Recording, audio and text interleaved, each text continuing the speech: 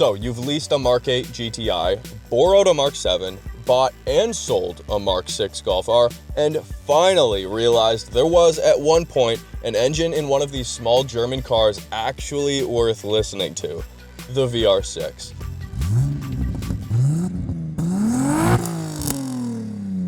Truth is, you've been swayed by peer pressure, chasing 2-liter crackle tunes into a dopamine jungle that's finally just spit you out. You haven't spent the last 10 years building a brilliantly curated precision hatchback with care. No, you've got no time for that. You've bought a turbocharged Corrado off a friend of a friend of a friend, and everything went perfectly fine. My roommate's like, oh, you should put the fuel pump in. I was like, it should have a safety. So we went around the block, it was fine. Got my roommate to hop in, and we went around the block again. And the very last pull before the house, it decided to melt all the pistons. So. Okay, so that's not Eric's accurate Corrado origin story, but I'm sure that character is out there somewhere. Hello, my name is Eric. This is my 1993 Corrado VR6 Turbo. So I've had it for just around 2 years, and it's a 2.8 VR6 with forged pistons, ARP rod bolts, ARP head studs, and other than that, the engine itself is stock. And then it's just had a turbo kit added to it and a limited slip diff in the transmission to keep the power down, and pretty much it.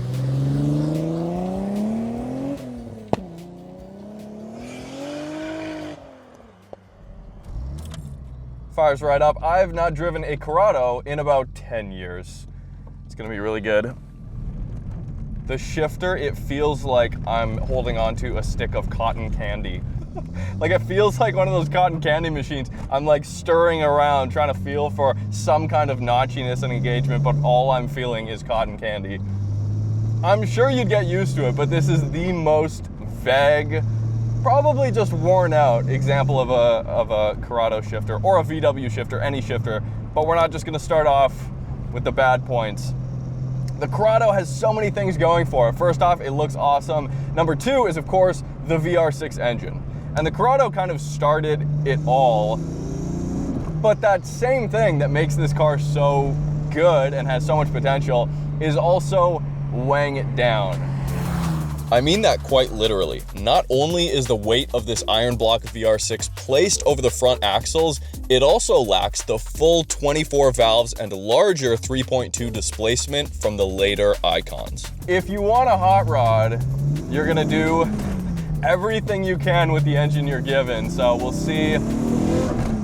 Oh yeah, that's an open wastegate. Everything's super light. All right, let's roll into it.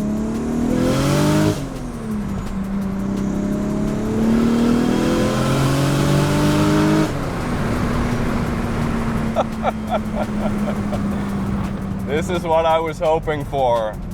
It's following the road every step of the way. Once you're under boost, there is a lot to pay attention to with the front axle. Pretty easy to just get in, drive, and heel toe.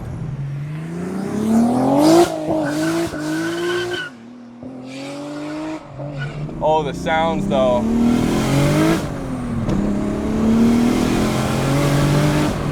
Oh, wow. All right. Eric says this makes about 320, 330 wheel horsepower. And because this car doesn't weigh anything, it's like 2,800 pounds, it feels a lot closer to 400 horsepower. I just drove an all-wheel drive Mini Clubman JCW a couple of days ago. The video's down below in the description.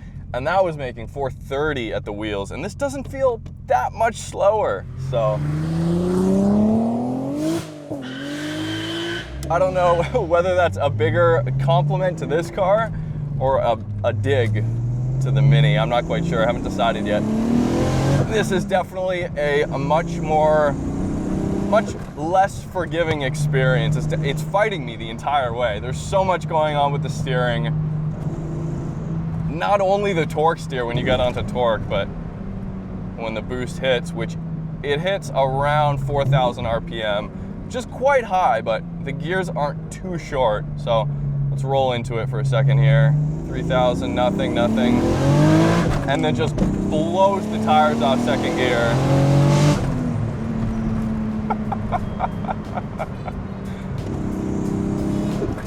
That's good. The one thing that does not instill confidence in me is the steering. It's got this big dead spot on center. It's pretty much what I would have expected. All right, we'll get back to the video in a second, but real quick, you guys, if this is hitting home or hitting some nerve of some kind, that's a good sign. You guys remember Need for Speed Underground 2. We have new merch, and if you're watching this right now, that's Rachel's 350Z, by the way. If you're watching this right now, everything is live, roadsuntraveled.com. And if you guys remember Special Stage Route 5 we came out with last year, we've got more Gran Turismo tracks. So here's Midfield Raceway. This one's my favorite. All this ink, by the way, is direct to garment, so it's basically soaked into the material instead of just like a screen printed thing on top. Really high quality. There's a bunch of Gran Turismo tracks as well. I'm super happy with these designs. Let me know what you guys think. Check it out, and now back to the video. So when I bought it, it already was turboed, and it had the upgraded Willwood brakes. It was repainted, but it had sat for a while. It needed a bunch of work, and the main fuel pump was dead, and chip tunes don't have safeties, and I melted the pistons pretty good. So ended up having to rebuild it, and then I work at a body shop, so I ended up respraying the car again, making it a slight color change and doing the whole car up nice, and threw some Brock B2 wheels on it, and yeah, a few little touches here and there, but I was driving slow turbo diesels and TDIs, so it was really, really fast. Like, I remember calling my buddy and I just told him it was like the fastest thing I've ever driven. Like, it was wild. And then 2 seconds later, pop. Well, I went around the block after we got it running because the chip tune was having issues. Yeah. And my roommate's like, oh, you should put the fuel pump in. I was like, it should have a safety. So we went around the block, it was fine. Got my roommate to hop in, and we went around the block again, and the very last pull before the house, it decided to melt all the pistons. So the main fuel pump was dead, so it was just running on lift pump. So it was lean and mean until it blew up. All I know is a Garrett turbo. I've looked up the part number on it, and I couldn't find too much about it. So it's just a good sized Garrett turbo. It's on 11 pounds right now, which is just wastegate pressure, and should be running 320, 330 wheel. Would you, if you were back up to that 500, 550 wheel horsepower mark, would you consider doing an all-wheel drive swap of some kind? Probably not to this car.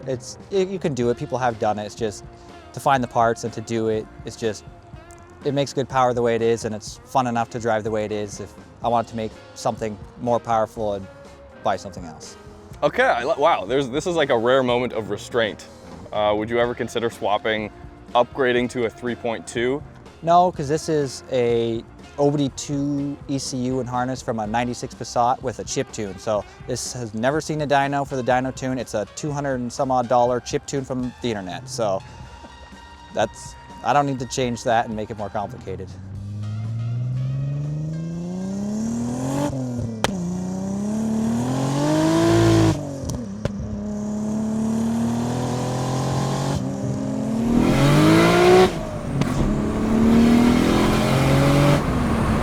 She goes. Brake pedal's actually not bad. These brakes, I feel like I do have really good stopping power once I get deep into the pedal, but the top of the pedal feels very OEM, and that is to say that it does not feel very robust or confidence inspiring.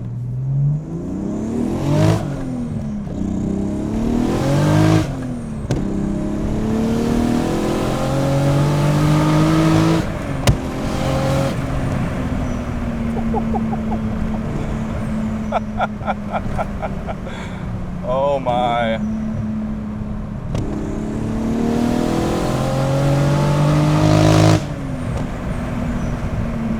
He did warn me it sometimes breaks up at the top end. That's what I was hearing there.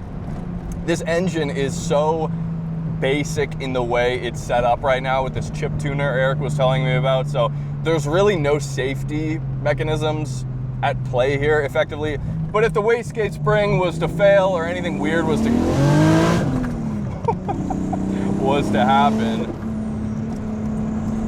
then the engine's toast. There's nothing to keep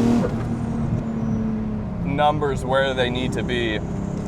God, this thing handles so well. There are so many. Oh yeah, the brakes are good. All right, we've got some heat in the brakes. These are actually really good.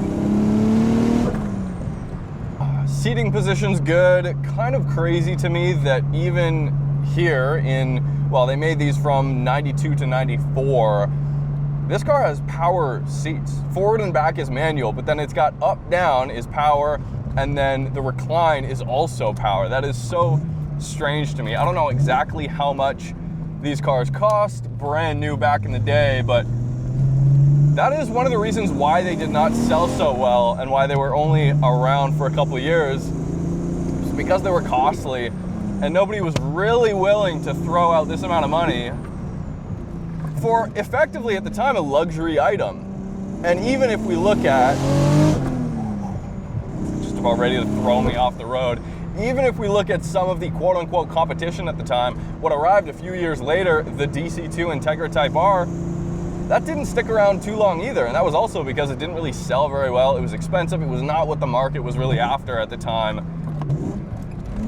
But now, all of these same cars are coveted by enthusiasts. I mean, try to find a clean example of a JDM DC2 Integra Type R and try to find an incredibly low mileage, clean example of one of these. It is incredibly difficult, and what I want to know from you guys, because there are two camps as far as I'm concerned. If you could find a nice clean Corrado VR6, would you A, put a big turbo on it, get up to 500-600 horsepower, or would you rather have that clean OEM low mileage example as a kind of collector piece, as just an appreciation to the time period? After looking at values, I think I would probably just strap the turbo on it. They're not that expensive. So the bumper was already on the car when I bought it. It's a G60 Euro bumper. And then I ended up cutting a hole out in the center for the intercooler, as there was no hole for the intercooler when I bought it.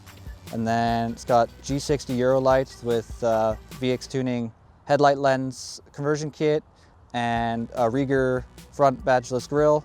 So last summer we were at Mission Raceway and took it down the strip, and you have to have all your windows up, and it had a Passat glass sunroof swapped into it, and Volkswagen glues the sunroof to the plastic housing, and it was delaminating in the middle, and with me having to have the windows shut, it created an air pocket underneath, and as I shifted from fourth to fifth, the sunroof just popped out, spiraled in the air, landed in the grass. It survived. It didn't even break.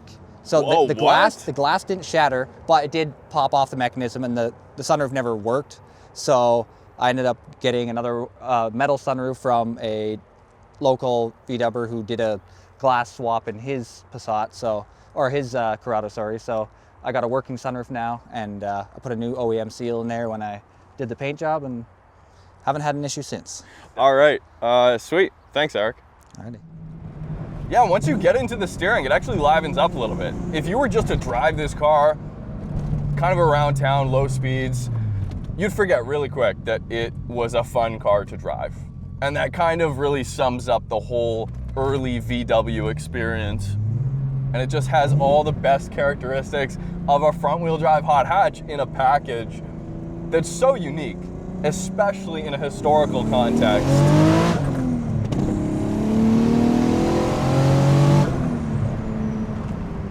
Again, this is just an old school Garrett turbo. I love these kind of backyard builds like this, but there's something about the drama of just a car that feels like it could kill me.